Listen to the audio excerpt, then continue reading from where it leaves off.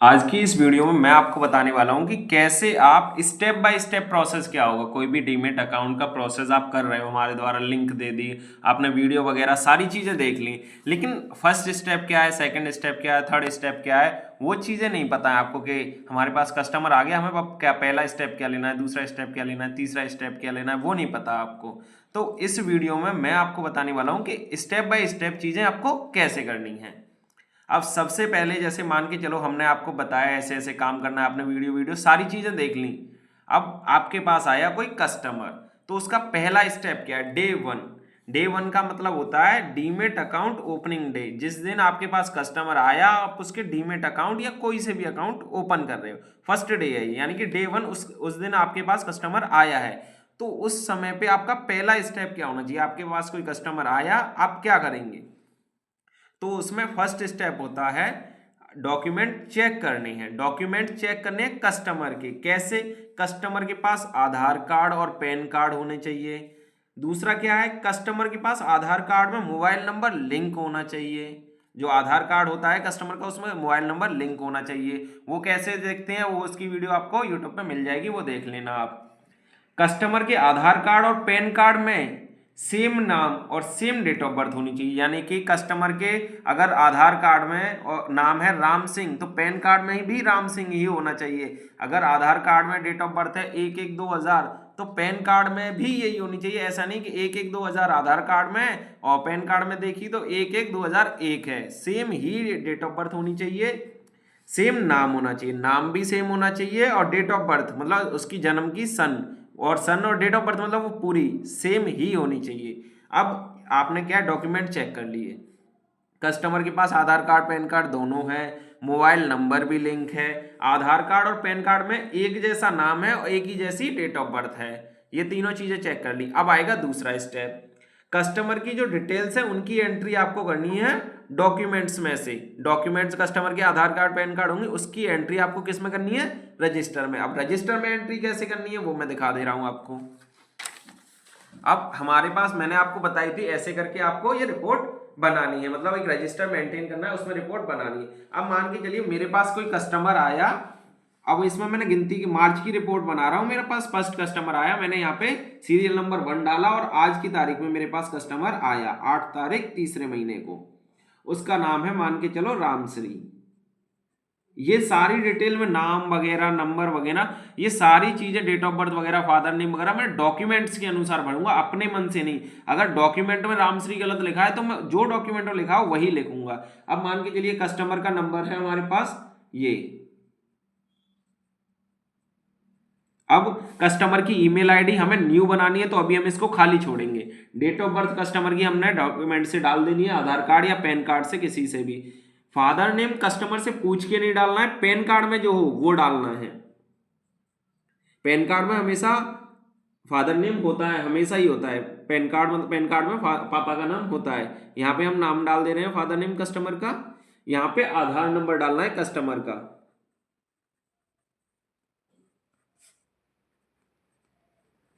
यहाँ पे pan card number डालेंगे हम कस्टमर का। अब यहाँ पे बैंक अकाउंट, अभी हमारे पास बैंक अकाउंट भी नहीं है, ये आगे की प्रोसेस है। तो यहाँ पे हमने अभी क्या डाल दिया, डेट, किस डेट में उसका फॉर्म भर रहे हैं, क्या नाम है, क्या नंबर है, क्या डेट ऑफ बर्थ है, क्या पापा का नाम क्या है, फादर नेम क्या है, आधार कार्ड क्या है, पैन कार्ड क्या है। अब हमने ये तो डाल दिया। अब इसके बाद यानी कि हमारा सेकंड स्टेप था कस्टमर की डिटेल्स की एंट्री करनी है रजिस्टर में डॉक्यूमेंट्स के अनुसार। ठीक है, हमने कर दी डॉक्यूमेंट्स के अनुसार रजिस्टर में एंट्री। अब उसके बाद थर्ड स्टेप क्या है, न्यू ईमेल आईडी बनाकर रजिस्टर में लिखनी है। अब न्यू ईमेल आईडी कैसे बनाते हैं ये भी आपको यूट्यूब पे वीडियो मिल जाएगी, हमारे चैनल पे डीमेट वर्क वाले पे। उसमें से देख के ईमेल आईडी नई कैसे बनानी है वो देख के आपको नई ईमेल आईडी बना देनी है, और ये भी आपको फिर रजिस्टर में लिख देनी है। यहाँ पे अभी हमने ईमेल आईडी नहीं लिखी थी, मान के चलो अभी हमने ईमेल आईडी बना दी है। हमें ईमेल आईडी बहुत ध्यान से बनानी है, जैसे वीडियो में बताया गया होगा वैसे बनानी है आपको। ईमेल आईडी वाली वीडियो है, यहाँ पे @ लिख देंगे, ये आगे की डिटेल।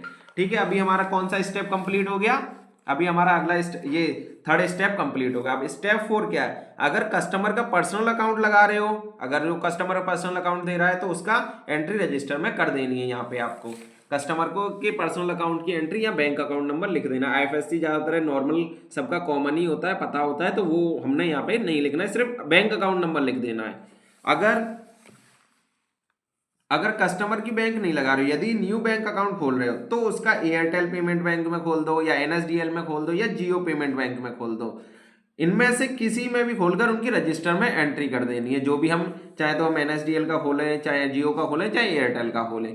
अब इसमें जियो वाले में बताऊं, अगर आप हमारे पास जैसे एचडीएफसी स्काई जो डीमेट अकाउंट है उसकी और लिंक है, अगर उसका अकाउंट करोगे तो उसमें जियो का अकाउंट नहीं लगता है। अगर आप एचडीएफसी का नहीं कर रहे हो तो फिर जियो का करके सारी चीजें कर सकते हो, ये फ्री हो जाते हैं। एनएसडीएल भी फ्री में ओपन हो जाता है और एयरटेल पेमेंट बैंक का 100 रुपये पर अकाउंट का चार्ज लगता है, जो कि आपको एक आईडी लेनी होती है, उससे कटता है।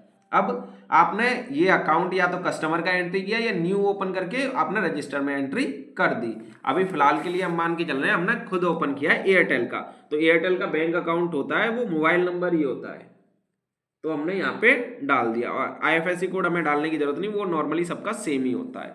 यहाँ पे हमने रजिस्टर में एंट्री कर दी, अकाउंट ओपन करके खोलकर उसका रजिस्टर में एंट्री कर दी। चौथा स्टेप भी हो गया। अब पांचवा स्टेप क्या है, जितने भी डीमेट अकाउंट ओपन करने हैं, हमें मान के चलो हमारे पास 5 से 6 से 7 लिंक हैं, हमें कस्टमर के जितने भी अकाउंट ओपन करने हैं वो आप हमको ओपन करने हैं जो लिंक दी गई हैं उनसे। जो लिंक आपको दी गई हो उनसे आपको वो कस्टमर के डीमेट अकाउंट ओपन कर देने। डीमेट अकाउंट ओपनिंग की वाली वीडियो सारी आपको यूट्यूब पे मिल जाएंगी, वहां से देख देख के आप कर सकते हो। तो ये आपका पांचवा स्टेप हो गया। अब इसके बाद छठवां स्टेप क्या है, कस्टमर का जो डीमेट अकाउंट आपने प्रोसेस कर दिया है, यानी कि मान के चलिए आप स्टॉक्स का किया आपने, वो उसका प्रोसेस कर दिया, उसकी एंट्री आपको रजिस्टर में करनी है। रजिस्टर में अकाउंट वाले कॉलम में प्रोसेस यानी कि पी लिख देना है। इस पी का मतलब होगा है कि आपने कस्टमर का इस अकाउंट का प्रोसेस किया है। अब ये 6 स्टेप को समझो क्या है।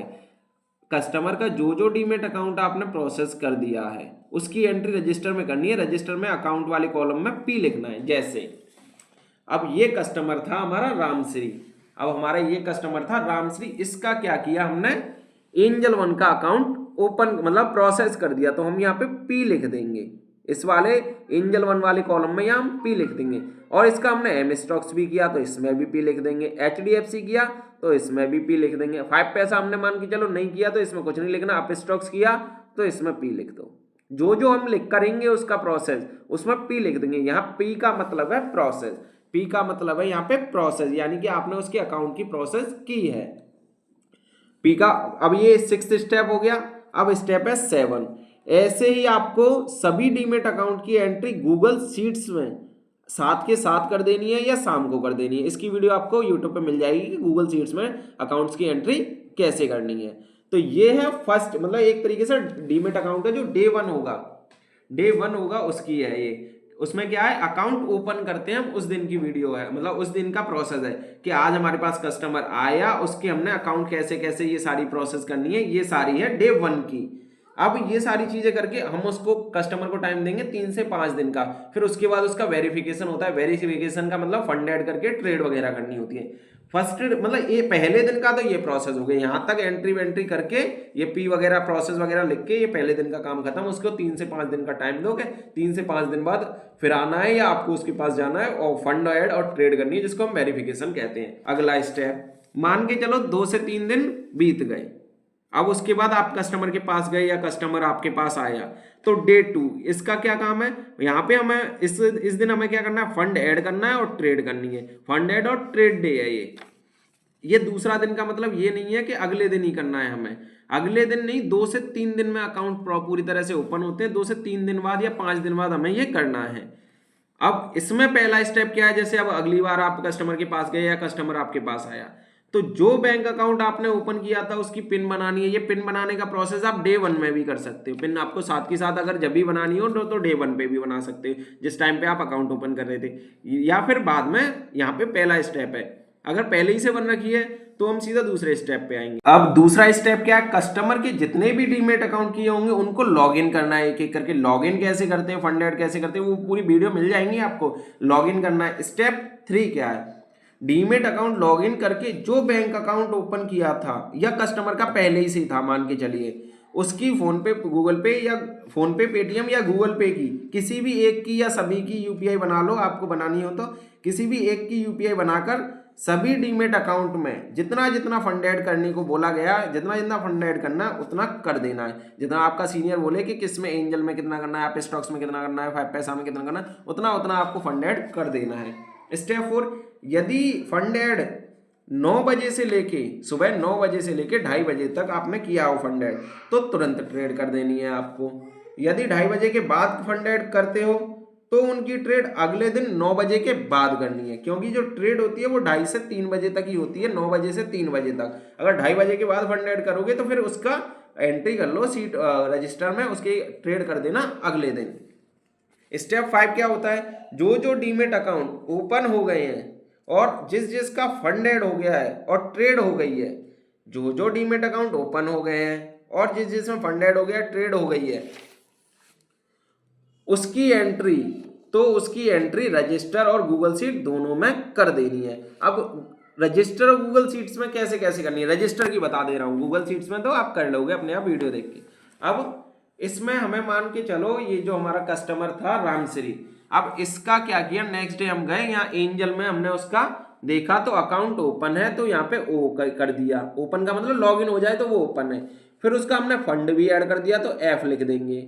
फिर मान के चलो इसकी हमने 2:30 बजे से पहले फंड ऐड कर दिया था तो ट्रेड भी कर दी, POFT, process open fund trade. ये देखिए यहाँ पे P का मतलब है प्रोसेस, O का मतलब है ओपन, F का मतलब है फंड, T का मतलब है ट्रेड। यानी कि यहां तक हमारा काम है तो खत्म हो गया। अगर उसमें ट्रेड की कंडीशन थी अकाउंट में तो यहां कर दिया हमने, T लिख दिया तो उसका काम हमारा खत्म।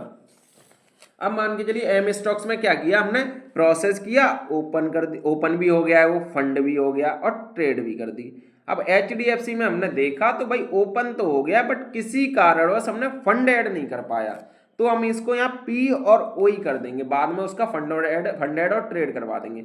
अब 5 पैसा तो हमने किया ही नहीं था। अब बात आती है अप स्टॉक्स की। अप स्टॉक्स को में हमें ट्रेड नहीं करनी होती है, तो प्रोसेस कर दिया था हमने। फिर हम उसको लॉगिन करके देखेंगे, लॉगिन हो जाए तो ओ पे क्लिक कर देंगे, लॉगिन हो जाए तो यहाँ पे हमारा काम खत्म।